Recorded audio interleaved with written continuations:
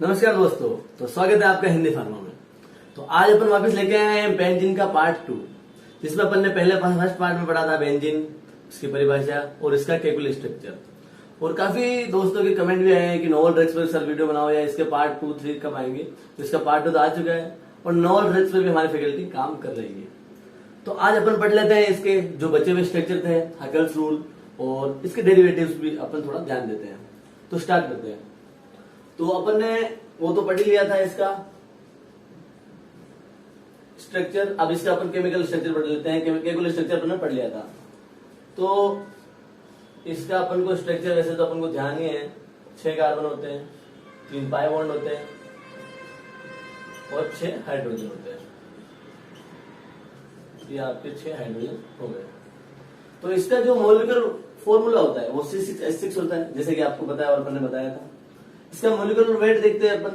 इसका molecular weight होता है 78, क्योंकि C6 12 into 6 plus 1 into 6 72 plus 6 equal to 78, जो कि आपको 11th में आपने निकाला होगा। तो इसका मॉलिक्यूलर वेट हो गया 78। It's content double bond pi bond दिखेगा, ये पाई बॉन्ड लेके चलता है, एंड सिंगल सिग्मा बॉन्ड, और ये सिग्मा बॉन्ड इसके साथ जुड़े हैं। 3 पाई है और 3 सिग्मा है। It's have sp2 hybridisation. एक पाई बॉन्ड होने की वजह से इसका हाइब्रिडेशन संकरण जो कि अपन उसे कहते हैं वो इसका sp2 होता है। बॉन्ड एंगल लेंथ, जो अपनी ये बॉन्ड बनाने की जो एंगल होती है इसे अपन बॉन्ड एंगल लेंथ कहते हैं।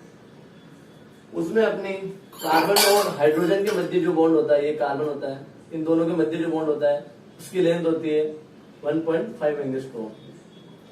और इसी के साथ अगर अपन इसमें कार्बन कार्बन की देखें जिसमें सिंगल बॉन्ड होगा, जैसे ये कार्बन और ये कार्बन, इसकी लेंथ होती है अपने 1.4 एंगस्ट्रॉम। और वही जब पाई बॉन्ड वाला देखें तो इसकी लेंथ होगी 1.3 एंगस्ट्रॉम। ये अपन इसका पढ़ चुके हैं, इसका पूरा केमिकल स्ट्रक्चर। इसमें अगर आपको कोई भी डाउट हो तो आप हमसे पूछ सकते हैं या कमेंट करके बता सकते हैं। इसके बाद अपन तीसरा स्ट्रक्चर पढ़ते हैं, रेजोनेंस स्ट्रक्चर, मतलब इसका अनुनाद, जो अपन ने 11th-12th में पढ़ा होगा। ये अनुनाद ये शो करता है कि इसकी स्टेबिलिटी कितनी है। ये सिर्फ अपन एक स्ट्रक्चर से नहीं देखते कि इसका रेजोनेंस कैसा होगा। अगर अपन इसका रेजोनेंस स्ट्रक्चर देखना है तो इसके 2 या 3 अपन को इलेक्ट्रॉनिक स्ट्रक्चर बनाने पड़ेंगे। तो आपको इसी में हम समझाते हुए हम अपन आगे चलते हैं। जैसे सिंपल व्यंजन होता है, इसमें जो अंदर जो पाई बॉन्ड होता है वो अंदर ही घूमते रहते हैं। जैसे कि यहां से यहां गया तो ये माइनस चार्ज हो गया और ये अगले स्ट्रक्चर में यहां आ जाएगा, और जैसे ये यहां आएगा अगला पाई बॉन्ड खुलकर आगे चला जाएगा। जैसे आप देख पा रहे हो, यहाँ से यहाँ आया, यहाँ प्लस आएगा। तो ये इसी प्रकार इसकी क्रिया चलती रहती है और ये स्टेबल हो जाता है। इसलिए अपन इसको साइक्लिक कंपाउंड भी कहते हैं। जैसे containing delocalisation of the pi bond. इसका डीलोकलाइजेशन होता है, जो बॉन्ड होता है वो बार बार डीलोकलाइज होता रहता है और आगे आगे घूमता रहता है। तो इसका ये हो गया resonance hybrid structure. So it show resonance hybrid structure. ठीक है। अब अपन पढ़ते हैं हैकेल्स लॉ, मतलब हैकेल्स लॉ। ये क्या होता है? ये किसी भी एरोमेटिक कंपाउंड को चेक करने के लिए अपन इस्तेमाल करते हैं। अगर किसी को स्क्रीनशॉट लेना तो ले सकते हैं। तो अब अपन इसको चेक कैसे करेंगे? ये एरोमेटिक चेक के लिए तो इसमें क्या होना चाहिए, जो भी कंपाउंड है वो साइक्लिक होना चाहिए। लेकिन हर साइक्लिक कंपाउंड एरोमेटिक नहीं होगा, वो भी अपन आगे देखेंगे। Compound should be in conjugation, conjugation होना चाहिए कंपाउंड के अंदर। और 4n+2 पाई, ये फॉर्मूला है जो हमारे हैकेल्स वैज्ञानिक ने दिया था कि अगर ये जो इस फॉर्मूले को करेगा, अगर अप्लाई उसको गुणधर्म को, तो ही वो एरोमेटिक माना जाएगा। और जिसमें अपन को एन की वैल्यू निकालनी पड़ती है पाई बॉन्ड के माध्यम से। अगर एन की वैल्यू अपन को 1, 2, 3 ऐसी संख्या में आनी चाहिए, फ्रैक्शन में नहीं आनी चाहिए या माइनस में नहीं आनी चाहिए। ठीक है।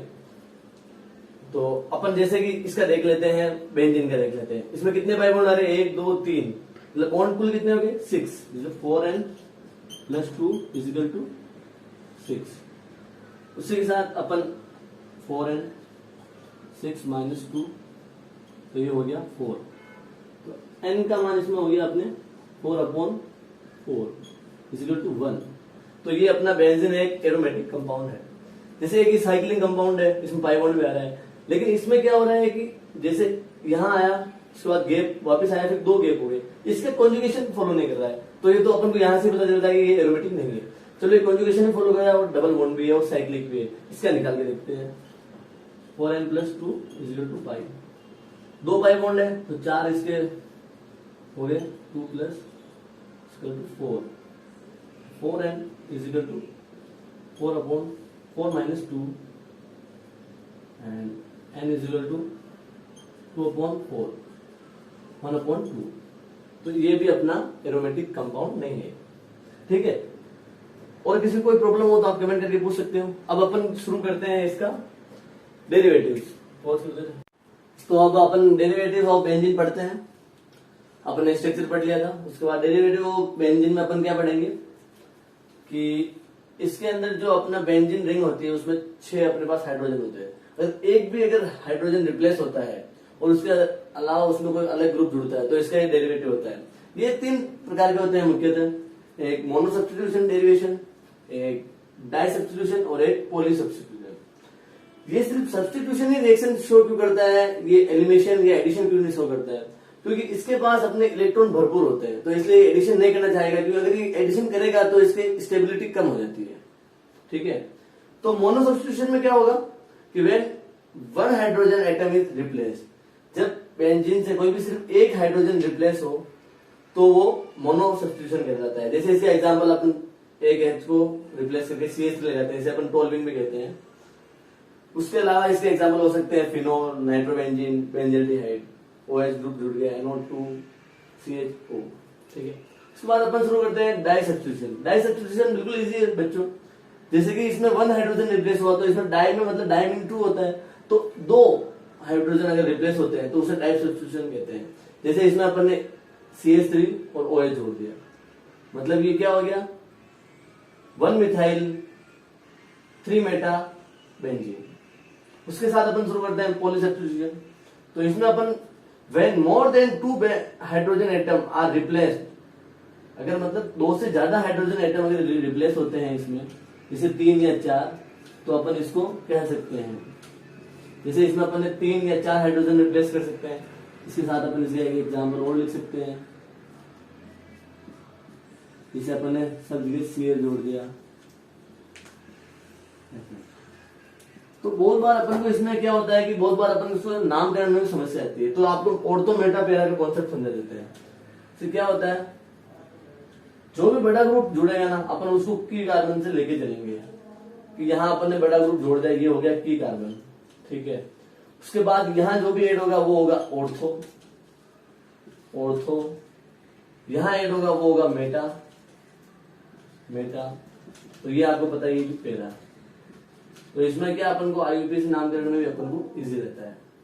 ठीक है, और अगले वीडियो में अपन इसके साथ पढ़ते हैं इसकी जो भी सब्स्टिट्यूशन रिएक्शन होती है जो आपके मेन मिड टर्म या मेन एग्जाम में काम आने वाली है, और इसमें आपके हटल्स रूल का 2 नंबर और उसके साथ रिएक्शन का 5 नंबर में आ सकता है। और भी कोई डाउट हो तो आप मेरे को बता सकते हैं। धन्यवाद।